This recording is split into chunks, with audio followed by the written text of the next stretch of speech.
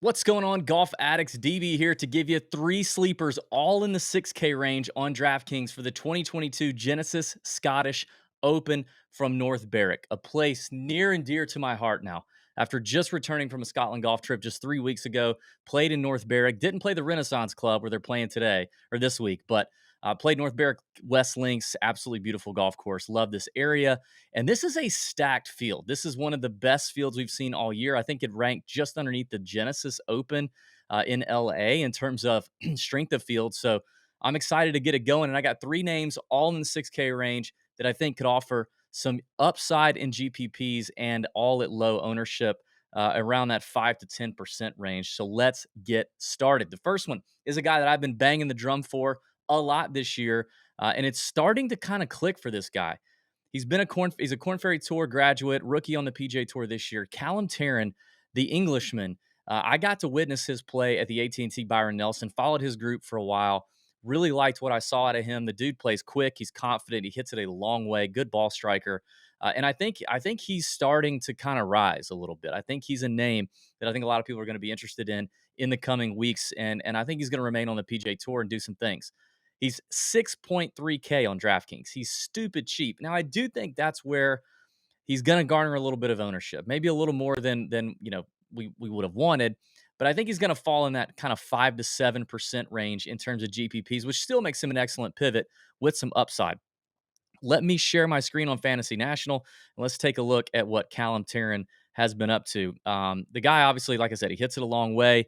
He's a pretty good greens and regulation guy, hitting greens and reg around 69%. 69. Just kidding. Okay. And, obviously he's been pretty boomer bust. But at the John Deere Classic, 6.4 strokes tee to green, 5.8 strokes ball striking. Love to see that. Fresh off the plane. Let's keep the momentum going. Let's get here to Scotland and do our thing. I'm not worried about the travel for the younger guy. 31st at the U.S. Open, ninth. He ranks ninth in the field in strokes gained approach and 15th in the field in strokes gained tee to green at the U.S. Open. Obviously, we saw him place fifth at the Puerto Rico, which is a pretty terrible event. The Honda's a tough field. Tough field, tough golf course, windy conditions. 30th there at the Honda, gained 5 strokes tee to green and 6.8 ball striking. I mean, I think Callum Tarren is a guy that people need to look out for, but the 6.3K price tag on DK is just too enticing to when you have an upside play like that. I mean, I think in this field, being as strong as it is, I think the upside for Tarren is definitely a top 25, top 30. Be surprised if he cracks the top 10. But that's still really good return on a $6,300 player. All right, before I get to the next play, I do want to ask you to comment something. We're playing in North Berwick. North Berwick West Links is now the favorite golf course I've ever played. And I've played Augusta National. I played the old course 2 days prior to playing North Berwick. I played the old course with the bleachers and the leaderboard, the yellow leaderboards all up there. It was amazing. Great place. But just pure golf course, golf experience, views, everything. North Berwick West Links has my heart, my favorite course ever. What's your favorite course? Put it in the comments. Favorite course you've ever played. Okay, put that in the comments. I'm interested. Give the video a like if you don't mind, and share the video as well. That helps us get a little boost. And subscribe to the channel if you haven't already.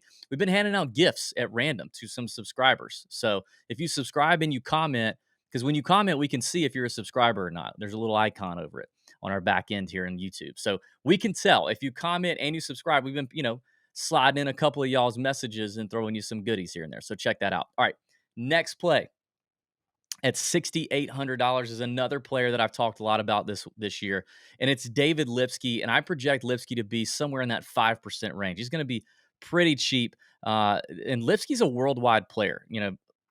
This has probably been said enough to this point that Lipsky's been, cut his teeth on the Challenge Tour and the DP World Tour, and he was a worldwide player before he came really over to the Corn Ferry Tour and the PGA Tour. We just know him recently from Corn Ferry last year, PGA this year, but he's very familiar with golf courses like this, windy conditions. He's got a ton of experience in that.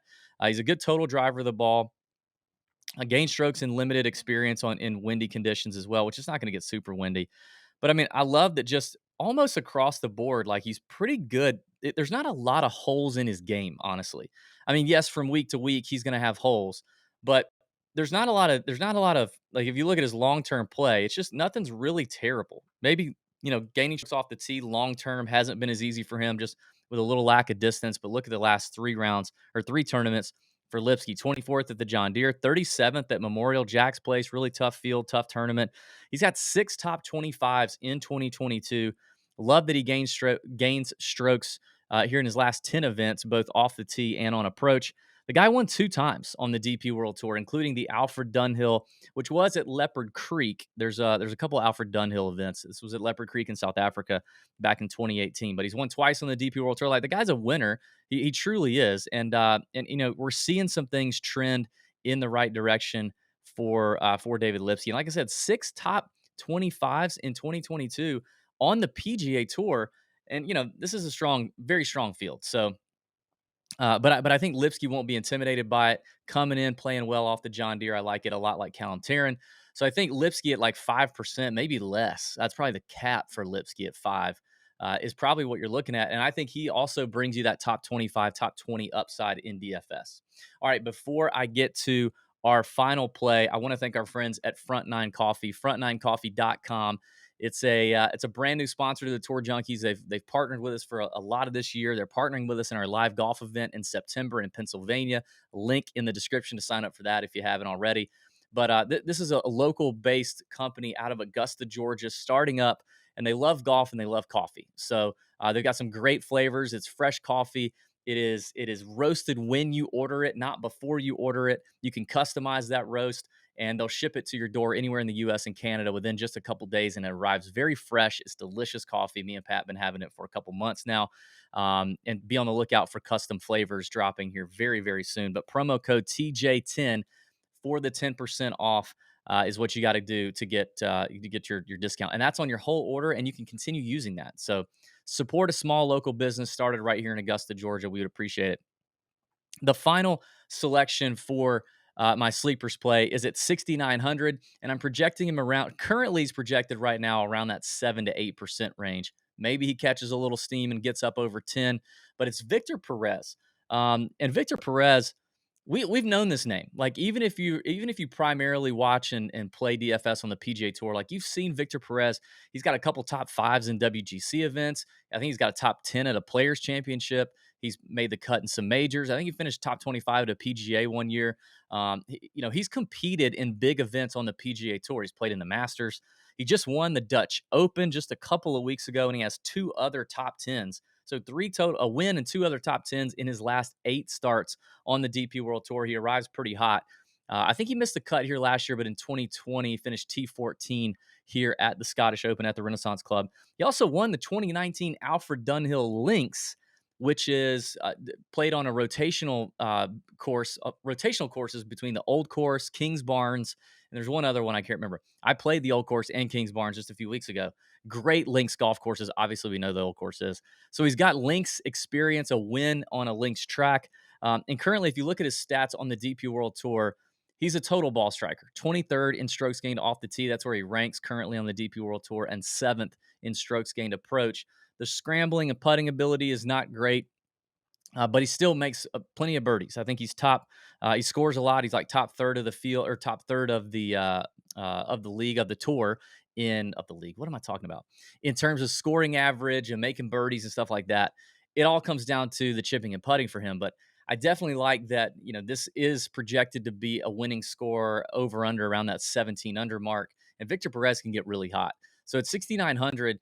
He definitely is a boomer bust player, which is why he's down here, but I think he gives you plenty upside and experience playing in tough fields, big events like this.